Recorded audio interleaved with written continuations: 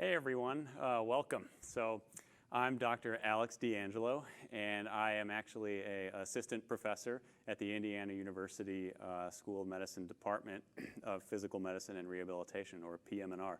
And today I'm here to talk about peripheral nerve stimulators, specifically their role in treating acute and chronic pain. And so we're going to get into that. I do want to remind you to go ahead, and if you have any questions throughout this presentation, feel free to scroll down below the video and go ahead and submit your questions at any time throughout the presentation. So we'll go ahead and we'll get started here. So the role of peripheral nerve stimulation and stimulators in acute and chronic pain. We want to talk about a few objectives that we have today for this talk. The first thing I want to impart is that it is very important to treat pain in this country if we can without using addictive substances. We'll talk about why that's bad. A lot of that, in 2020 is sort of obvious, but we'll go ahead and get into that. We want to understand why it's important to treat acute pain aggressively before it develops into chronic pain, because acute pain just by nature is generally easier to treat than chronic pain, and chronic pain by definition, is resistant, classically resistant to many treatments. And so we want to go ahead and talk about why that's important. We also want to just go ahead and define our terms: acute and chronic pain, nociceptive pain, neuropathic pain. What are all these different types of pain, and how do they play into this? And then finally, the bulk of this talk will talk about peripheral nerve stimulators and what role they might play in treating acute and chronic pain as a sort of neuromodulation approach to treating pain. So we'll go ahead and get started and get into this. The first thing is just the opioid crisis itself, and talking about how opioid/narcotic controlled substance pain medication is honestly typically effective at treating pain, notably acute pain. It becomes less effective in its use for chronic pain, and it also has a lot of problems associated with it. But hey, if you have a fracture, you have a broken bone, you're undergoing surgery, you had some polytrauma, opioids are very effective at treating that acute pain and can be very appropriate in those situations. But opioids carry a lot of baggage with them, and that's what we're talking about today.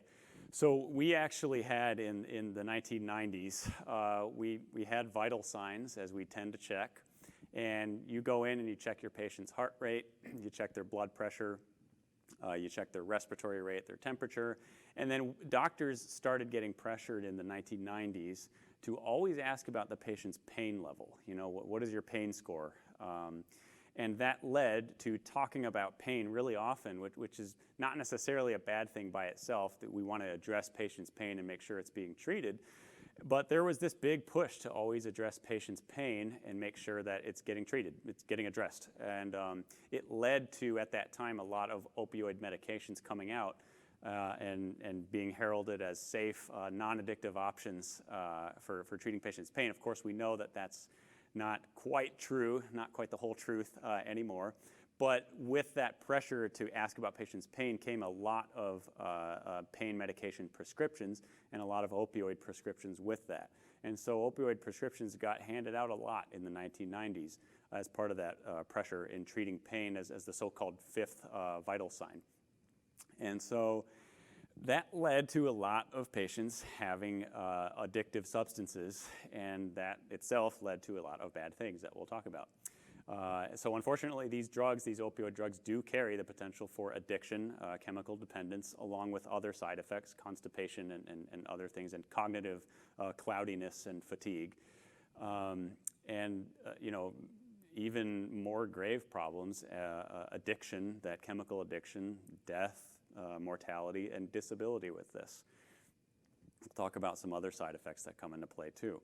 So what this in the 90s really led to is an explosion of opioid medication usage and dependence, and it sort of blossomed, for lack of a better word, and led us into this opioid epidemic and crisis that we have now, where we have millions of Americans who are addicted to opioid substances, these controlled substances, and it can be really detrimental for a lot of reasons. One of those reasons being it's really not an effective way to treat chronic pain, and that's what we want to do in the first place for these patients. So we really need to understand pain carefully if we're going to come up with a solution to this. So we'll go ahead and talk about another reason why it's so important to treat this. The opioid crisis itself, can't really talk about it without throwing a graph in here with some lines going up. So we have that here showing a lot of increases in deaths, essentially, with opioid usage. So about 130 deaths per day in the United States are caused by opioid usage. 500,000 deaths in the last 20 years have been attributed to opioids. But the thing I really want to hit the most with this is that death is not the primary outcome here. Sure, it is bad, and it's something we obviously want to avoid with these drugs, but what you're not getting in these death statistics is the extreme impact that they can have on patients' lives. Disability, addiction, looking into other addictive substances, and sort of serving as a gateway drug to other things, loss of job productivity, loss of participation in the workforce and economic contributions to America, loss of social ties, destroying friendships and families, and a lot of disability that comes with this. And so with opioid usage, I always want all of you thinking that, yes, people die from this, and that is a horrible outcome, but honestly, the disability and the morbidity, and all the other things that are associated with it are absolutely horrible, and I want that to be on the forefront of your mind, and that is a primary thing that we're treating here. With trying to get people away from opioids and trying to find some alternative treatment methods. And so that's what we're getting into today. The pain pathway itself classically starts with some kind of tissue injury. In this diagram here, we have somebody injuring their palm. And so this tissue injury can happen. You have these pain neurons, these nociceptors, these pain fibers, pain nerves, whatever you want to call them. They take that stimulus that's going on and they translate it into an electrical impulse that runs up those pain fibers and goes all the way into the spinal cord, where it then goes up in this thing called the spinothalamic tract. That's where the pain fibers actually ride up. That's the highway they ride up all the way to the brain. They actually cross 1 or 2 levels above where they enter the spinal cord, and then they go up all the way on the contralateral side of where you felt the pain. They go all the way to the cerebral cortex, where you then process that pain in a lot of higher order processing centers, and you obtain the conscious subjective experience of, oh, I'm in pain, I'm having pain at this point. And so the goal of pain treatment is always to interrupt this pathway somewhere along it so that you don't have to have that conscious subjective experience of having pain, of knowing that you're having pain and feeling it and having just having that experience, essentially. We want to stop that experience from happening. We also want to prevent pain from becoming chronic. That is also a goal of pain treatment, because chronic pain is really hard to treat. And you end up having to neuromodulate it at different levels. That theme is going to keep coming up here today about neuromodulation. There's ways to do that that we'll talk about. And so this is what we want to do. We want to interrupt that pathway somewhere along there. That could be in the periphery where you're having the pain. That could be in the spinal cord where you're having that information highway going up and down. Or that can be in the cerebral cortex where you're processing the pain. We can affect the pain and try to stop it at any of these levels. So types of pain here. Acute and chronic pain kind of speak for themselves. Acute pain generally being an immediate structural injury that stimulates pain fibers, and that's very useful information. If you step on a nail, you're going to want to know that so you don't get a foot infection and so you can treat it. Or if you injure your shoulder, you're going to want to know that so that you can protect it in the acute stage of that injury. This is generally roughly days to weeks in length in terms of calling something acute pain. Typically, it'll improve with standard treatment protocols for whatever tissue is injured. For example, if you sprain your ankle, sometimes you have to shut it down with an immobilization boot and allow it to heal basically while we don't stress it. And that typically acute pain will improve with these standard treatment protocols for various injuries. With chronic pain, that is pain that persists long after an injury event and theoretically should no longer be causing pain for the most part. This can be months to years to a lifetime in length, and chronic pain is very resistant to treatment, sort of by definition. With chronic pain, as it goes on longer and longer, you get these neurologic adaptations that take place biochemically and in higher order processing centers that make the pain pathway a lot more resilient and durable. and thereby making it really easy to conduct pain. And so just the pain being there for longer and longer makes it easier for you to feel pain. And it's sort of a vicious cycle, this thing called central sensitization of pain. You just become sensitized to it in the central nervous system, the brain and spinal cord, and it becomes harder to treat because you just become really sensitive. So nociceptive pain is sort of that classic pain, that perception of pain due to a known structural or tissue injury. If you step on a nail and you're feeling that pain in your ankle or your heel, that's nociceptive pain right there. It's tissue injury that hurts. That's generally an aching or a sharp pain. It's generally predictable in how you can cause it. So example of that would be a torn ligament from an ankle sprain. You tore the ligaments, it hurts really bad. That's just nociceptors firing, it hurts. Neuropathic pain is perception of pain due to a nerve injury of some kind. That could be a crush injury, a stretch injury to the nerve, cutting across that nerve called transection, or a chronic compression of that nerve, something involving a nerve that causes nerve pain, basically.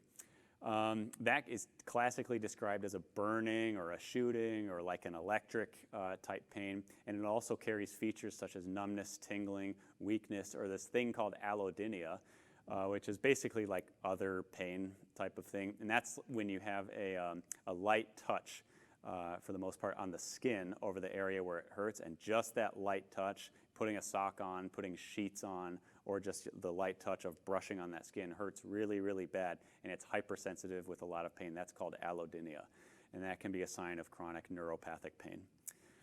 So we have some examples there too of neuropathic pain. We'll go ahead and move on. Chronic pain often gets dialed up to 11 in our patients. So key in pain management of all injuries is to effectively treat that pain in the acute phase before it becomes chronic. We have to do that. That's vital because pain is so hard to treat when it becomes into that chronic stage. It leads to central sensitization, which is a more potent, heightened experience of pain that is not coupled appropriately with the intensity of a noxious stimulus.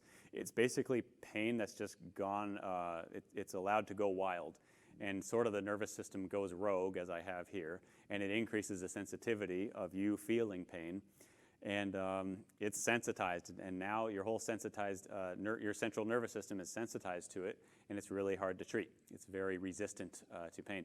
So now you have allodynia, like we talked about. You have hyperalgesia, where a normally painful stimulus causes way more pain out of proportion than it should. You have behavioral changes and disturbances with that. You have drug-seeking behavior. You have damaged social relationships. You're unable to work. You claim disability, and you're not producing in the economic workforce anymore, and a lot of bad side effects from chronic pain. So what can we do for chronic pain when it gets to that stage? And a lot of this happens, falls in line with acute pain too. We have physical therapy, strength conditioning, function, stretching, and modalities such as heat, ice, ultrasound. And that's to help with the basically maintaining the patient's function is very important there. We want the patient to still be able to move around, do the things they like to do, and be strong and functional so they prevent further injury as well. And we want them contributing to society as well. And physical therapy can very much help with that. Occupational therapy along the same lines there. And acetaminophen, these over-the-counter medications, NSAIDs, ibuprofen, that is useful in treating chronic pain, obviously acute pain too. A lot of times in chronic pain, even if the patient doesn't necessarily have neuropathic pain, true neuropathic pain, we do end up using anti-neuropathic pain agents such as gabapentin, pregabalin, TCAs such as amitriptyline, nortriptyline, duloxetine, and topiramate. You'll notice that a lot of these medications do work on nerves to help stabilize them and treat the pain that way, but they also act as mood stabilizers to kind of treat the mood component of these pains, and that can be useful as well. SSRIs and psychotherapy and counseling are very useful to modulate the pain from above, right? So psychotherapy and counseling and SSRIs, well, when we're talking about modulating the pain from above as a sort of top-down approach, what we mean by that is changing the way the patient processes pain so that they're still feeling it, but they can change the way they think about it and they process it in those higher order cortical centers to alter their body's reaction to it and alter their own reaction to it and improve pain that way. That's one form of neuromodulation. Neuromodulation is central and key to this talk today of peripheral nerve stimulators. Neuromodulation is the principle that we can change the way the nervous system conducts its business. And by changing the way it conducts its business, we can alter the way it feels pain and try to kind of reel it back in after it's gone rogue and gone out of control and been hypersensitized. We can reel it back in and re-educate it and retrain the nervous system to say, to act normally again, right? To respond to proper stimuli and not be hypersensitized. So we want to change the way the nervous system transmits and sort of feels pain impulses. Because in somebody with chronic pain, a lot of times you touch them lightly, and that abnormally just causes a heightened response and heightened pain, and everything is horrible basically there. So we want to change the way that is transmitted, and neuromodulation is the key to doing that. So we teach the nervous system to feel less pain so that the patient, so it behaves, and so that the patient can have a reduced conscious subjective experience of pain, and then they can, work again and function again and be off addictive substances such as opioids. We want to re-educate the nervous system. Neuromodulation in 2020 is currently performed via 3 main approaches. There's that top-down approach. You can modulate the way you process pain in those higher cortical centers via counseling and psychotherapy and even SSRIs. That can be very, very useful with a pain psychologist, for example. You can modulate the pain in the spinal cord. A lot of you have heard about spinal cord stimulators. Those can be very useful for treating pain. What you're doing at that point is you're essentially applying electric current to the spinal cord, and it is modulating their pain. It's treating their pain. It's reducing their pain. That's all we're really going to say about spinal cord stimulators today. And then lastly, in the periphery is the peripheral nerve stimulation, right? There's these different levels you can attack the pain at the central nervous system, sort of top in the brain and middle in the spinal cord, and then in the periphery as well, where you're starting to feel that pain. And I like this peripheral approach, as we'll talk about, because it's sort of, if you imagine like a tree with roots, and then all the way on top is the brain and the leaves and all that stuff. Well, imagine the flow of traffic, the flow of pain, starting with the roots of the tree and going all the way up. If you can treat the problem at the source in the roots, then you can treat the whole system. And that's what peripheral nerve stimulation, sort of paradoxically by its name, does. And so peripheral nerve stimulation is the concept that you can apply electric current to a specific peripheral nerve, such as the ulnar nerve, the median nerve, the radial nerve, the suprascapular nerve, the axillary nerve, a known peripheral nerve, to treat pain that lies in the sensory distribution of that nerve. So stimulating the nerve, when you do it under the skin, it should elicit a pleasant buzzing sensation, which if any of my residents are watching, you've probably heard me say that a million times in clinic. So it should elicit a paresthesia sensation, okay? So a weird tingling sensation in the same region where the patient typically feels their pain. That's what a nerve stimulator should do when you stimulate the nerve in question. So over time, this stimulation, constantly stimulating the nerve and applying current to it and causing paresthesias to happen, that actually trains the nerve to conduct pain impulses with reduced frequency and intensity, and thus the patient can feel less pain over time. And you're treating the problem at its roots. We're neuromodulating the nervous system here. So the history of PNS, or peripheral nerve stimulation, is actually pretty fascinating, and it involves electric eels pretty much along the whole length of it. So there's this guy named Scribonius Largus. I'm sure I'm butchering that somehow. A long time ago, in the year 47, he actually was a huge proponent, or a large proponent, I guess, in a physician doing everything they possibly can to help a patient in terms of pain and in terms of whatever, but we'll talk about pain here. And so this was actually the first person recorded person to do peripheral nerve stimulation. He would actually take electric eels and slap them on the patient's skin and discharge 600 volts and treat patients' pain that way. So it was actually the first form of peripheral nerve stimulation. And there was also Michael Faraday, which a lot of you will know. He was involved with electromagnetism and understanding the relationships between electricity and magnetism. And he also worked with electric eels. They come up a lot. And there was this device called it was named after him, called the Faradic electrifier, which would actually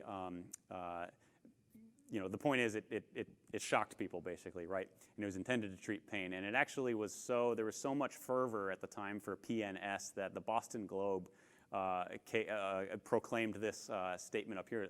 All cases of rheumatism, disease of the liver, stomach, and kidneys, and yada, yada, yada, all this stuff are cured with the electrifier, the ferratic electrifier. Of course, most of that is nonsense, but it illustrates the point that throughout history, repeatedly, the fervor for this became really, really high, the interest in doing this.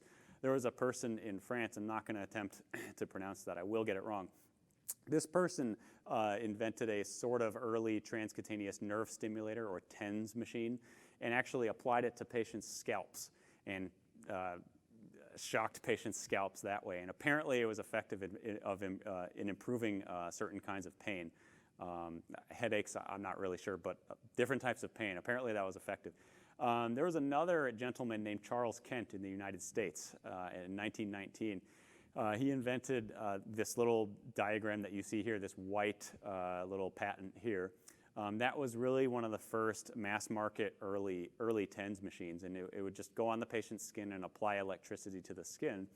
And he made the claim that shooting electricity in forces the pain out. It's kind of a funny way to put it because it doesn't quite work that way, but then when you think about it, it kind of does, so we'll talk about it. But then he made some weird claims about it improving chest pain, dandruff, large prostates, and that is all pretty bogus. And he actually very quickly became a millionaire in the early 1920s.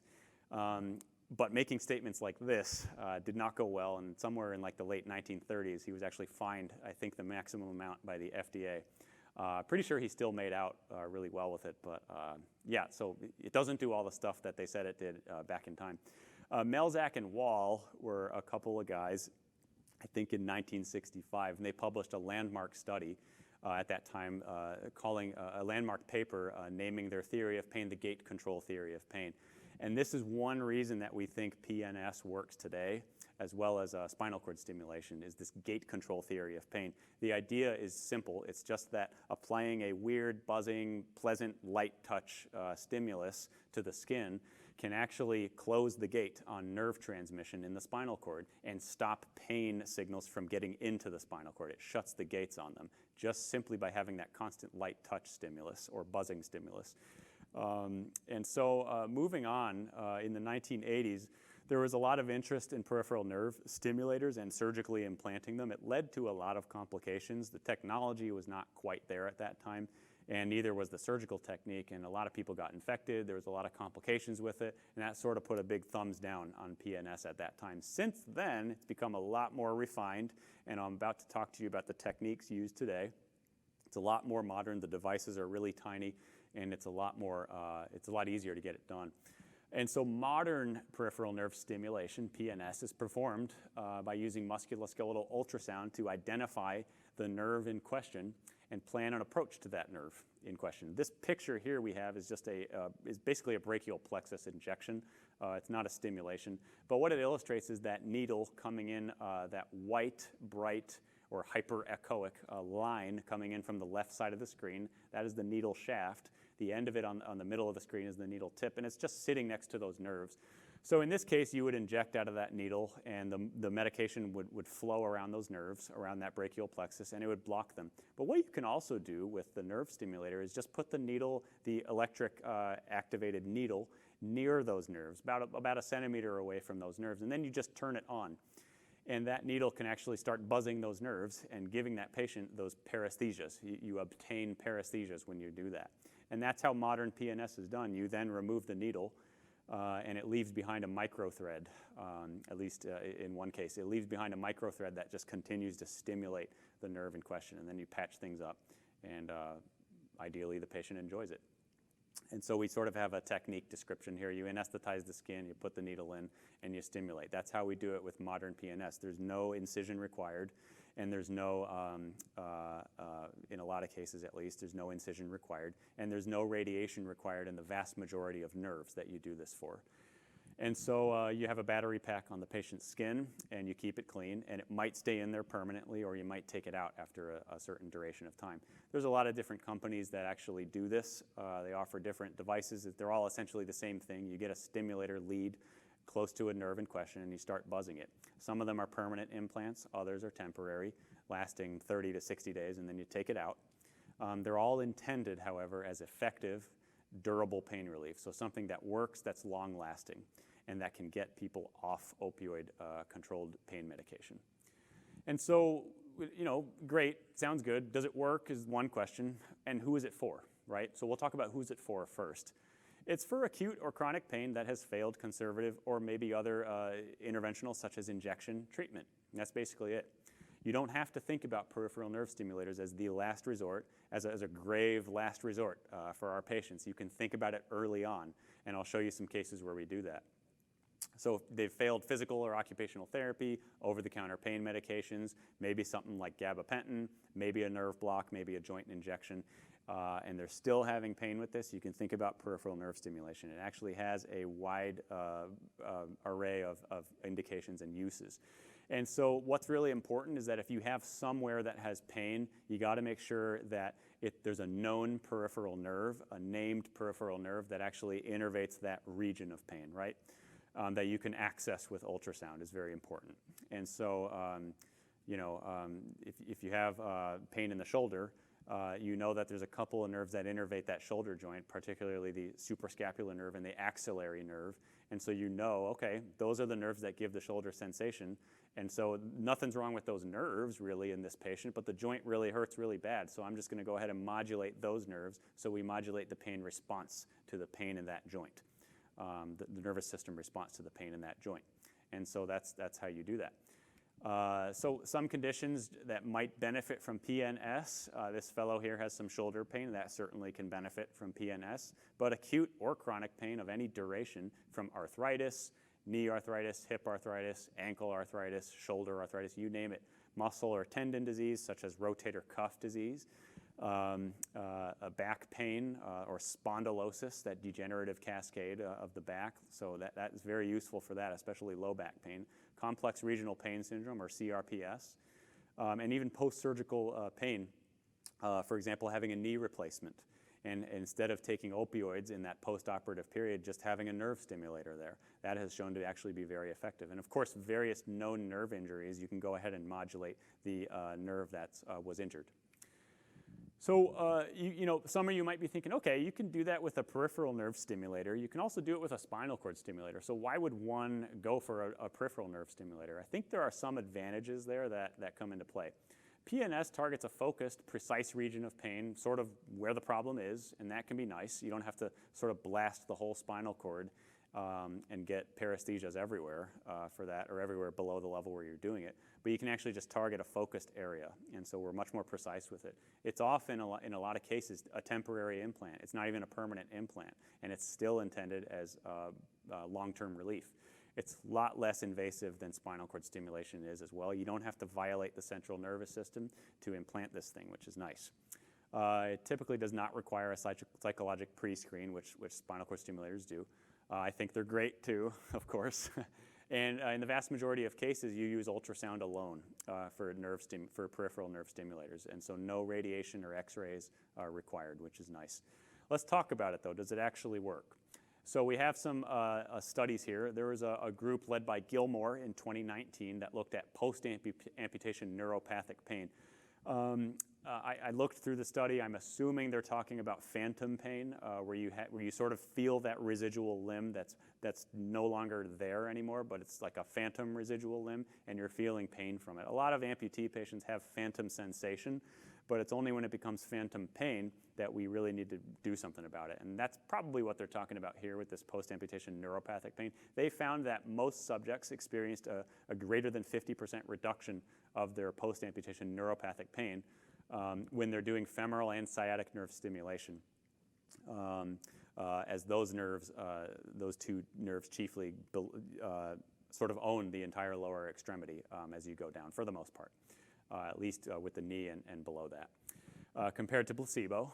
And 80% of these patients had ongoing greater than 50% pain relief when they looked at them 1 year after removing the device, which was really cool. So a couple of drawbacks with this. Most of these studies actually have a low number, low N, right? So they're a little underpowered. And it was very unclear in this study how long was it since their amputation. It wasn't 4 weeks prior, because they had one criterion for inclusion, which was that you had to have a healed a well-healed and intact surgical scar, basically. And so I don't know all these patients. Was it 3 years out that they've been having their pain, or was it just 6 months? It was unclear, so I would have liked to know that. And a 30 to 60 day implantation is not necessarily a bad thing. It just is what it is. They left it in for 30 to 60 days. That's something that's important to know. I bring up unclear time since amputation because a lot of this phantom pain will get a lot better within a year post-amputation. So I would have liked to know if everybody was within that first year, would that pain have gotten better anyway? And that's an important thing to keep in mind. That same group went on in 2020 studying chronic low back pain. These medial branch nerves that we typically block and then denervate with an RFA procedure, a radiofrequency ablation procedure, or the nerve burning procedure. They talked about stimulation instead of RFAing. And so 67% of their patients achieved an 80% pain reduction after stimulation, peripheral nerve stimulation of the medial branches of the lumbar spine, 12 months after removal of the device, and average 63% pain reduction with significant reduction in their disability scores as well. So we're showing some good stuff here. More functional patients with less pain, likely taking fewer opioids in that case too. I talked a little bit about PNS versus RFA. I think PNS is advantageous in this situation because you get to keep your medial branch nerves. You don't have to denervate the multifidi muscles, which are in the posterior spinal area back there. And you get to keep motor control of those muscles, which is great. You don't get any potential scarring issues and things that might come along with RFA as well. And again, it was a little underpowered. They didn't have a control group either, but the results are what they are. We'll move on here. A 2017 group looked at chronic upper limb neuropathic pain. This was pain in basically, they didn't quite say in every case, but shoulder region and somewhere in the upper limb. So they actually stimulated the suprascapular nerve in patients or the brachial plexus, depending on where the patient's pain was. And they showed that 20 of their subjects experienced an average pain reduction of 67%, and 12 patients had over 70% pain relief, which is fantastic in these chronic pain cases. Whatever victory you can get is great, and greater than 70% pain relief is a good victory. They had some complications, which is good to bring up here: lead fracture, lead migration, and superficial infection. These complications throughout various studies are generally very uncommon to rare to actually happening, and a lot of it involves technique with the way you're doing it. Of course, lead migration being one of the most common things people ask about with this. Does it actually stay in place? So we'll talk about that a little bit later on. In 2007, some people had documented nerve injury with chronic neuropathic pain from that, and they actually put in a permanent nerve stimulator, and it showed significant good relief, I'll say, in most of their patients. What was cool about that study is they had an average 31 months of follow-up time. So they look at them a long time afterward, and they're still having pain relief, and that is quite nice. It suggests that we truly did re-educate the nervous system to feel less pain from the ground up, from the roots up. Some more evidence. A study in 2012 looking at chronic migraines. I'm not sure how they defined migraines, if it was occipital neuralgia or if it was actually just migraines. They actually stimulated the greater occipital nerves in individuals, and that study showed a reduction in the number of headache days. There was a reduction of 6 headache days, I think, per month in the nerve stimulator group versus a reduction of 3 in the control group. They were not as successful in showing pain reduction, but there was a reduced frequency of headaches, which was nice to see, and reduced migraine disability as well.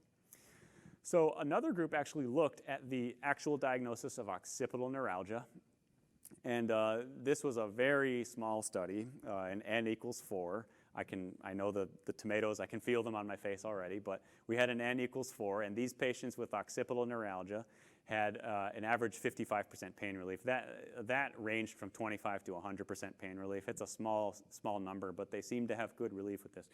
The way they diagnosed the occipital neuralgia is with a test block, and so they had to have a certain amount, at least 50% pain relief in that local anesthetic phase of just having the nerve block. Did they get significant pain relief, at least 50% from that block? If so, you get a stimulator and you're in the trial. So that's how they showed that they actually have that diagnosis. Other nice things about that, they showed a good duration of follow-up, 6 to 16 months of that follow-up period.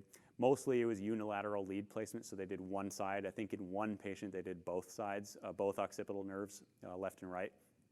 What was nice is they did do a diagnostic nerve block, I thought. And this was all done under ultrasound. So confirmation of accuracy with the nerve block and confirmation of accurate stimulator placement. Another group, actually a series of papers here, one group in 2020, and then one really prolific author and group who had 2 studies in 2017 and one in 2019. And this was really cool that I'm excited about, that they looked at postoperative knee pain after a total knee replacement. So in that acute phase, for the most part, after a knee replacement, you're having all that pain. Can we have you not use opioids and maybe have a nerve stimulator instead? That's what they looked at. So they actually did peripheral nerve stimulation to the femoral and the sciatic nerves, innervating that knee joint. And they got a 63% improved pain at rest, at least half improved during active motion. And then in one of those studies, they showed that 4 out of 5 patients had 100% postoperative pain relief after implantation within 60 days of their surgery. So, still roughly in that acute phase. On average, if you include that 5th patient, they had an average of 93% pain reduction. And what was really cool is that opioid medication usage was discontinued within 1 week of surgery in that 2019 study, I believe. And so that was really something that shows that we're getting pain relief, and we're getting our honestly, one of our primary goals here, which is to reduce opioid medication dependence. And so they showed that, and that was really exciting to see. I mentioned this a little bit, potential complications of peripheral nerve stimulators. You can have that lead after you leave it in the skin. It's designed to grab onto the muscular environment there, the muscular tissue that's there. It's designed to grab it and stay there and anchor itself there.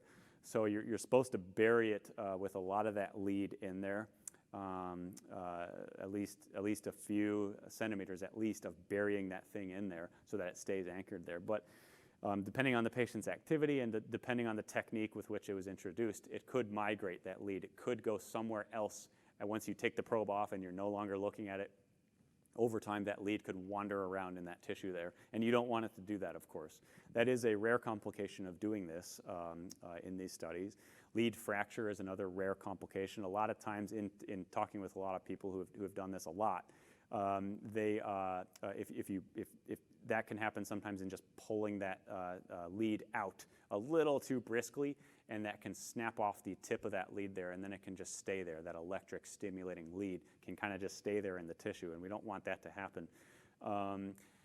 I know at least one company with this nerve stimulator, if that lead were to break off and stay in there, it is MRI compatible for up to a certain number of Teslas.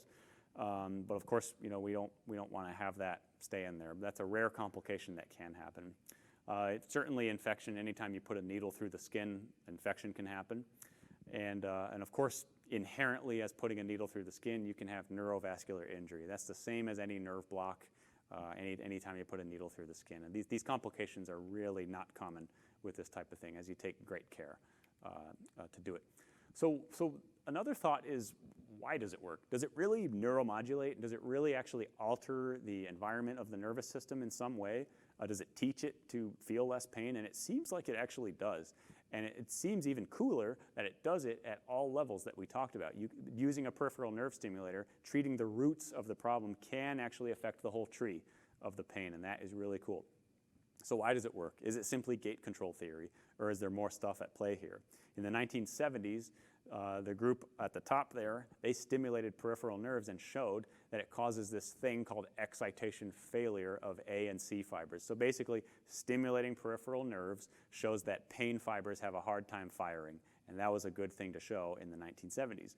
So, okay, that's one way by which this is probably working. Another group in 2019 showed that PNS decreases neurotransmitter levels, local neurotransmitter levels, and local inflammatory markers. And so things are transmitting less often, and there's a lot less inflammation going on in the nervous system when you stimulate peripheral nerves. Okay, cool. So what else might be going on? Another group in 2019 showed that PNS inhibits these things called wide dynamic range neurons. Those are basically when you enter the spinal cord with your information, pain, light touch, whatever it is, a lot of these nerves synapse in the spinal cord on these neurons called wide dynamic range neurons. And those neurons accept a wide range of inputs, pain, light, touch, you name it. And so what this study showed is that peripheral nerve stimulation inhibits those neurons, wide dynamic range neurons, response to pain fiber input. So when you're stimulating peripheral nerves, the nerves in the spinal cord don't want to accept pain stimuli, and that is another thing that is pretty cool in the dorsal horn of the spinal cord. In 1984, a group showed that PNS does inhibit spinothalamic tract signal transmission, or pain fiber highway signal transmission. And then in 2011, another group, I like this one a lot, they looked at PET scans of the brain with peripheral nerve stimulation, and they actually showed that in the contralateral body, so if you're stimulating the left hand, they showed that on the right cerebral cortex corresponding to that left side. They showed in the primary somatosensory cortex, where you're starting to feel that pain, in the thalamus and in other brain regions involved in pain processing, it increased blood flow to those areas. So it just shows that there's more neuronal activity going on in pain fiber processing and everything. Things are happening in the brain because you're doing peripheral nerve stimulation. And I thought that was pretty cool. All of these, when put together, seem to suggest that we truly are modulating the tree of pain from the roots up in the periphery, in the spinal cord, and in the brain when you treat just the peripheral nerve where the problem began. And so kind of started there, let's finish it there is the idea with this. So some conclusions to finish out today is that I want you to appreciate that the opioid epidemic is a national crisis, and it contributes to a lot of bad things, a lot of disability, a lot of death, and a lot of things that aren't talked about as much. Poor contributions to society, diminished social ties, family relationships, and getting into some other addictive substances as well.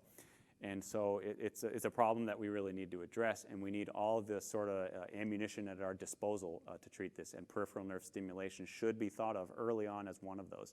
So alternative treatment options for both acute and chronic pain should be sought that are effective and durable in order to reduce opioid dependence. And lastly, I want you to leave this talk thinking about peripheral nerve stimulation as a promising treatment option for a variety of pains throughout the body. They don't have to be nociceptive, they don't have to be neuropathic, they can be either or they can be both. And they should be considered early on in the pain management program of patients with both acute and chronic pain. And I want you to always think of this as an option for patients. You don't have to think about it as a last resort for our patients. Think about it early on, because again, the fight here, the idea is to treat pain before it becomes chronic if we can, or treat early chronic pain before it becomes late lifetime chronic pain, because it just becomes harder and harder to treat the more the chronicity goes on. And so I believe that is our talk today. That will conclude it. We have some references here for you if you'd like to explore this a little bit further. If you have somebody with chronic pain and you need them to be evaluated, think about talking with a PM&R physician. Always feel free to reach out to me or anyone else in our department, of course, and think about peripheral nerve stimulation as an option for patients. And so we'll leave you with that. I hope you enjoyed the presentation today, and thanks for watching.